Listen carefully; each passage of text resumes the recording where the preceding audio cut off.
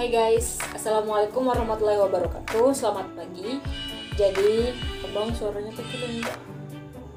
Jadi pada video kali ini aku bakal ngebahas soal biologi yang mungkin bermanfaat buat kalian yang bakal menghadapi ujian sekolah atau mungkin kalian yang bakal menghadapi ulangan harian. Nah, di sini akan ada 5 soal yang bakal kita bahas. Jadi setiap sesi pembahasan soal bakal ada 5 soal biologi yang bakal kita bahas secara random.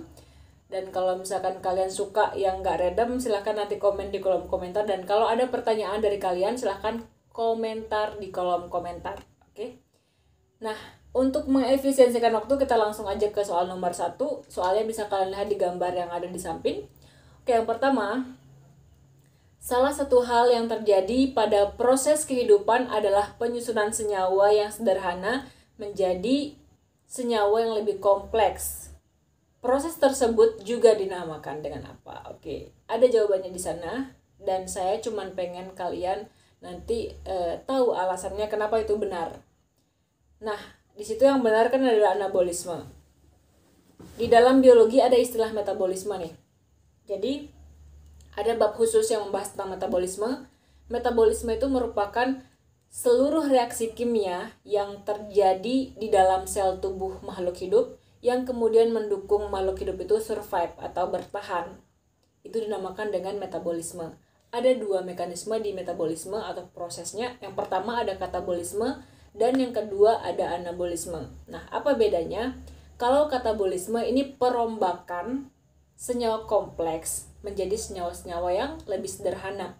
Sedangkan kalau anabolisme ini adalah penyusunan senyawa kompleks dari senyawa-senyawa sederhana. Jadi dia kebalikan ya. Katabolisme itu perombakan jadi memecah. Kemudian kalau anabolisme itu menyusun. Sehingga kalau kalian mau ingatnya itu disingkat aja. Misalnya katabolisme perombakan kaper, kemudian anabolisme penyusunan apen. Oke, kenapa bukan A? Jadi yang A respirasi. Respirasi ini adalah mekanisme yang mirip dengan katabolisme karena respirasi itu ada aerob sama anaerob dan kalau aerobnya berhubungan biasanya sama katabolisme. Nah, respirasi ini dia merupakan suatu proses untuk menghasilkan energi dengan cara memecah glukosa tadi menjadi energi atau mungkin menjadi komponen-komponen lain. Nah, kemudian yang B katabolisme seperti tadi yang saya bilang dia perombakan. Jadi salah karena yang diminta sama soalnya adalah penyusunan. Kebelepotan ngomong. Karena yang diminta oleh soalnya adalah penyusunan bukan perombakan, guys. Oke. Kemudian kalau yang C transpirasi. Transpirasi ini merupakan peristiwa hilangnya uap air pada tumbuhan. Nah, kalau pada benda-benda tak hidup seperti air misalnya istilahnya disebut dengan evaporasi. Nah, kalau disimilasi, ini sama dengan katabolisme, perombakan juga. Jadi jelas yang benar adalah yang D, penyusunan. Oke. Sorry, belum terlalu terbiasa ngomong depan kamera jadi agak-agak belepotan. Kita perlu latih vokal nih, guys. Oke, nomor 2, pada proses fotosintesis tidak diperlukan adanya, ini gampang banget. Ya, B jawabannya oksigen. Kenapa oksigen jawabannya? Karena oksigen itu bukan bahan yang dibutuhkan untuk fotosintesis, tetapi oksigen itu adalah produk atau hasil dari fotosintesis, sehingga bukan dia yang dibutuhkan. Jadi itu jawabannya.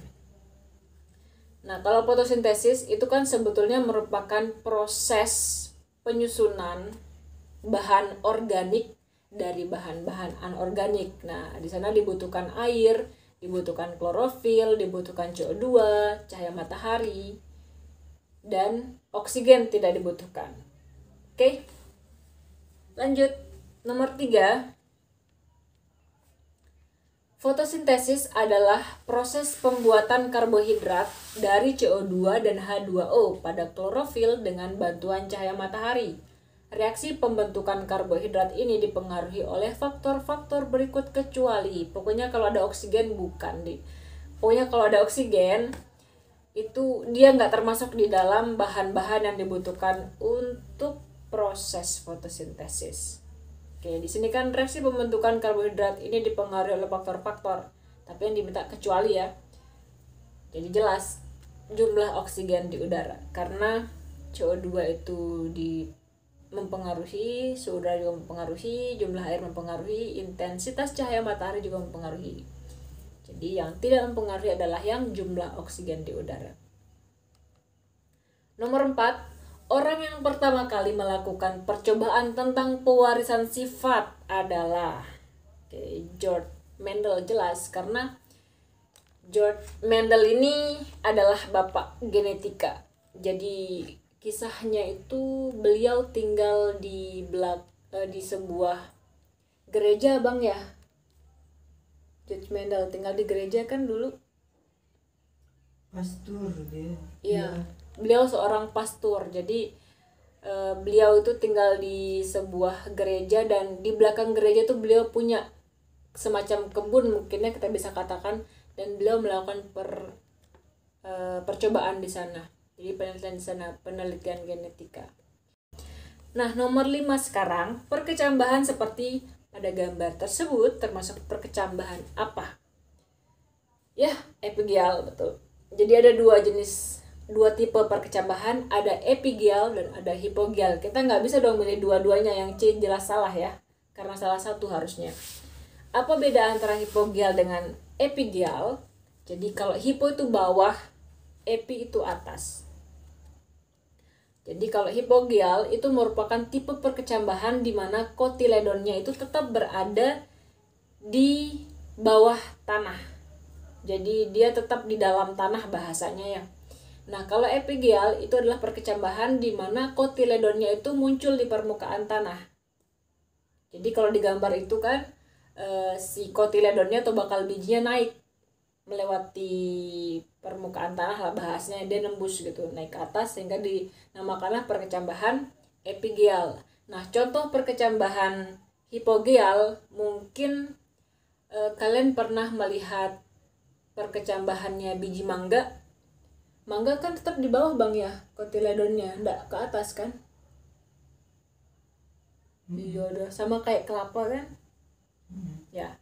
Contoh kayak misalkan kalian mungkin pernah lihat tuh tunas kelapa yang anak-anak pramuka biasanya nih. Itu kan si kotiledonnya tetap di bawah. Jadi itu dinamakan tipe percambahan hipogial. Nah, kalau misalkan pada kecambahnya kacang hijau bang ya, epigial kan? Ya, ini konfirmasi dulu guys sama partner asik. Nah, kalau misalkan yang epigial itu contohnya kayak kecambah kacang hijau, itu kan dia naik tuh kotiledonnya atau bakal bijinya sehingga dinamakan sebagai perkecambahan epigial. Nah, kenapa bukan C? Jelas tadi karena nggak boleh dua-duanya, harus salah satunya. Kemudian kenapa bukan D?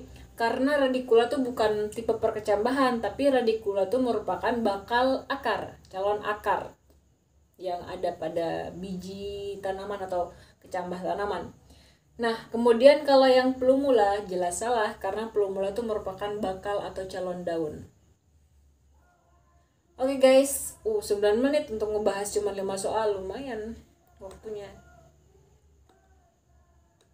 Semoga bermanfaat, dan kalau ada request mau bahas soal apa silahkan kirimkan soalnya di kolom komentar, atau mungkin mau lewat WhatsApp atau mungkin mau lewat IG atau lewat Facebook, silahkan nanti kita bahas bareng-bareng.